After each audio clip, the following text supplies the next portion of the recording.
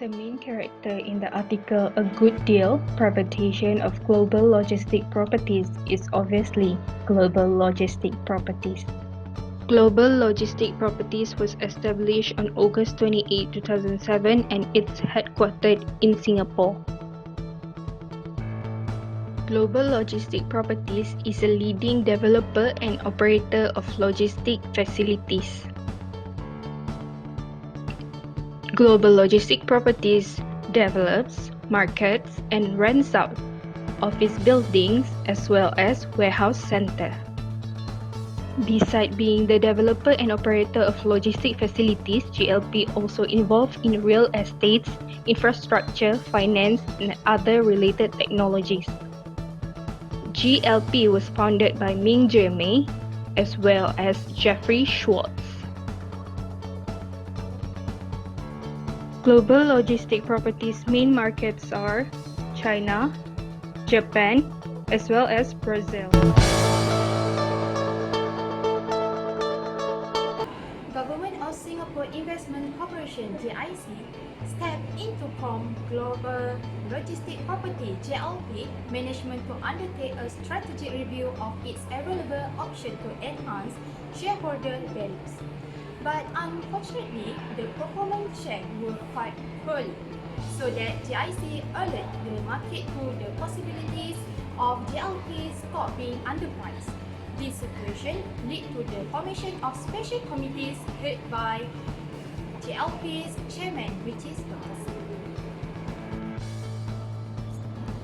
When GLP formally solicited for first round offer by early February, GLP's share jumped as much as 9.4% and continued to climb after GLP confirmed preliminary discussion had been held with potential acquirers regarding a possible sale of the company such as Warburg Pincus and Blackstone Group.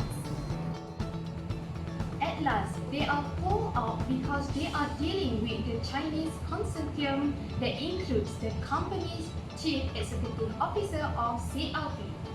The involvement of competitors in this company auction made disclosure a tricky balance because Chinese consortium private equity firm Hillhouse Capital Management and Hopu Investment Management that has an advantage over other buyers with privileged access to information. This situation was definitely unfair for a certain parties. There are two people who are involved in the corporate governance scandal in this case, which is Ming Mei and Fang Fenglei.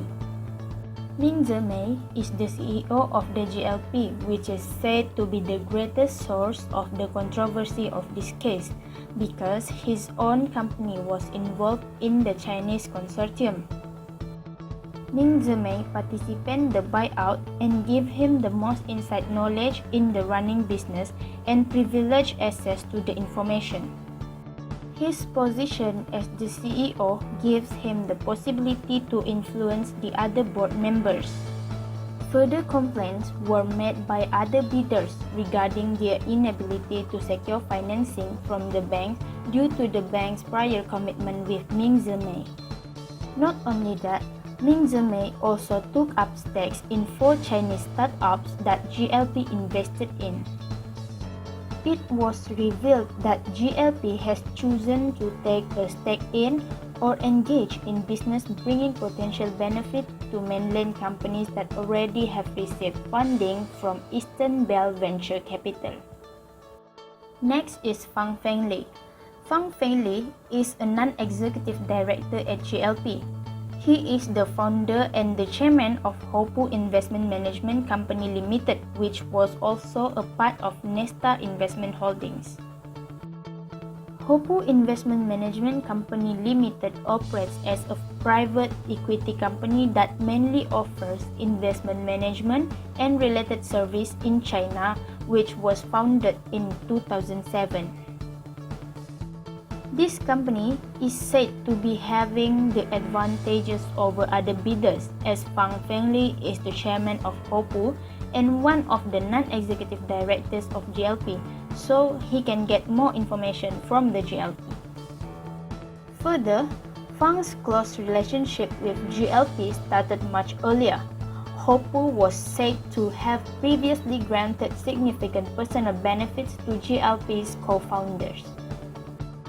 Together with the GIC's support, the co-founders had established GLP in 2008. His dual role was controversial, inducing suspicions that the mainland consortium Nesta had access to inside information, giving it an unfair advantage in the bidding.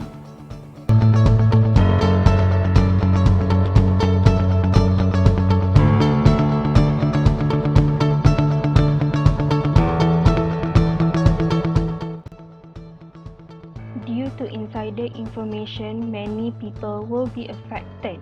The problem of information asymmetry affected buyout as potential acquirers led to disadvantage in terms of understanding the target company's actual information. A poison pill, a form of defense tactic utilized by a target company to prevent or discourage attempts of a hostile takeover by an acquirer. Who are the people affected by this corporate scandal? Two parties involved in this scandal. First, shareholders, and second, investors. GIC launched strategic review being in the interest of all shareholders, but due to involvement of Ming Mei and Fang Fenglei, raised many issues including claims of unfairness where this may lead to conflict of interest between directors and shareholders. An extension of deadline was offered in a midway to address the complaints, but the majority of the potential bidders had pulled out.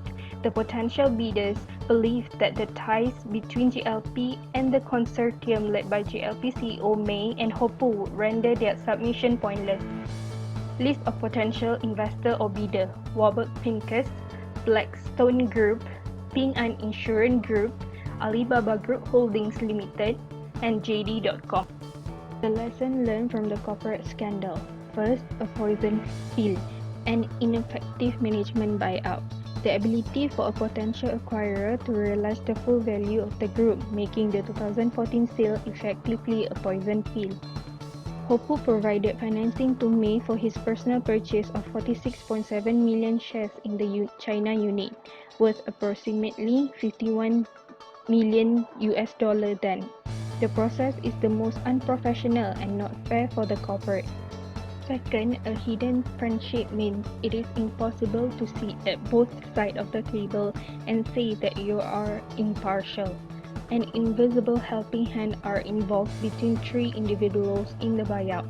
An independent observer noted that a stake in the company personally and then investing in the company as the head of a listed firm looks like the definition of conflict of interest.